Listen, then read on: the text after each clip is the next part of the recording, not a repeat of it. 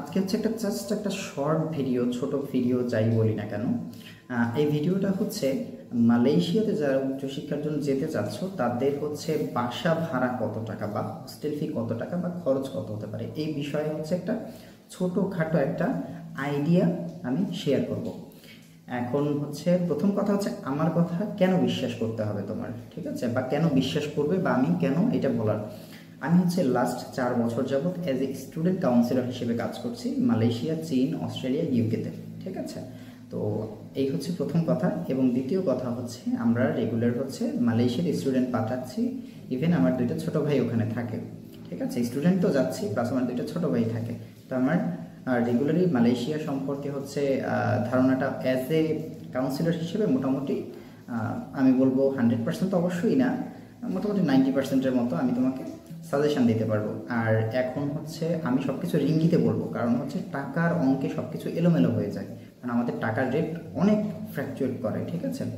তো এই ফ্ল্যাকচুয়েশনের জন্য হচ্ছে আমি ডিরেক্ট রিঙ্গিতে বলবো, তারপর ওইটাতে কত হয় লাস্টে জাস্ট একটা ওভারভিউ দিয়ে দিব। প্রথমে আসি, যদি হচ্ছে তুমি ইউনিভার্সিটির হোস্টেলে থাকো সেক্ষেত্রে খরচ কত হবে। এইটা মূলত খরচটা ডিপেন্ড করে ইউনিভার্সিটি হোস্টেল ভেদে। বেশিরভাগ হোস্টেলই হচ্ছে 300 রিঙ্গিত করে চার্জ করে। আমি কি কথা বোঝাতে পারলাম? বেশিরভাগ ইউনিভার্সিটি 300 রিঙ্গিত করে চার্জ করে।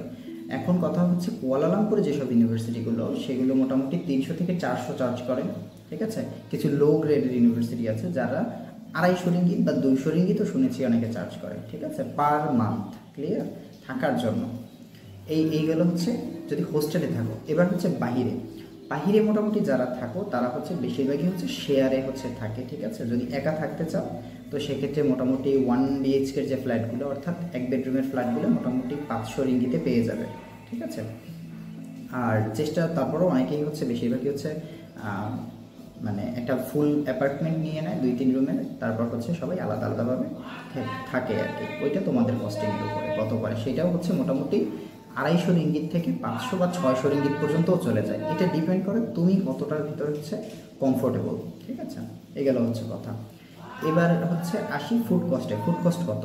ফুড কস্ট আর রাফলি হচ্ছে 300, ঠিক আছে, 300 রিঙ্গিত। কেন বললাম ফুড কস্টটা আসলে ওভাবে স্পেসিফিক বলা যায় না। আমি যাদের কাছে হচ্ছে জিজ্ঞাসা করেছি তোমার কত হয়, তোমার কত হয়, সবাই বলেছে যে ভাইয়া ফুড কস্টটা আসলে কেউ হচ্ছে বিড়ি সিগারেট বা হচ্ছে মানে কার খরচটা আসলে ওভাবে বলা যাচ্ছে না। But basic as a food হিসেবে আমি চিন্তা করলে 200, 250, 300 ম্যাক্স, 300 রিঙ্গিতে হচ্ছে সবার খাবার দাবার হয়ে যাচ্ছে।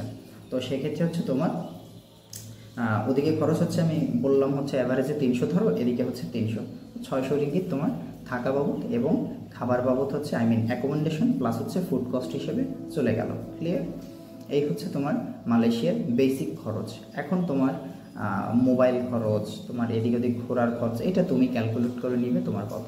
এক্সট্রা আরও 100 রিঙ্গিত ধরে রাখো, তো 700 রিঙ্গিতে একেবারে কি বলে কমফোর্টেবলি তুমি হচ্ছে প্রতি মাসে তোমার খরচটা কভার করতে পারবে, ঠিক আছে। এবার আসি হচ্ছে তুমি ইনকাম কত করতে পারবে। সবার হচ্ছে শেষে আমি এটা বলছি, ইনকাম কত করতে পারবে। মালয়েশিয়াতে কিন্তু একেবারে বেসিক যারা ইনকাম করে তারাও কিন্তু 1500 রিঙ্গিত বা 1800 রিঙ্গিত, 2000 রিঙ্গিত আয় করে, ঠিক আছে, ওভারটাইম বাদে, ঠিক আছে। তো এখন তুমি ক্যালকুলেট করে নাও তোমার হচ্ছে কত খরচ হবে, কত কী যাবে। হোপসো সবাইকে হচ্ছে বোঝাতে পারলাম। তো ভালো থাকবে সবাই, সুস্থ থাকবে।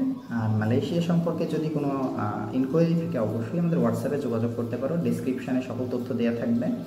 আর তুমি যদি মালয়েশিয়াতে উচ্চশিক্ষার জন্য আগ্রহী থাকো আমাদের সাথে যোগাযোগ করতে পারো। আমাদের কোনো সার্ভিস চার্জ নেই, আমরা হচ্ছে সরাসরি ইউনিভার্সিটির এজেন্ট হিসেবে কাজ করি, রিপ্রেজেন্টেটিভ হিসেবে কাজ করি।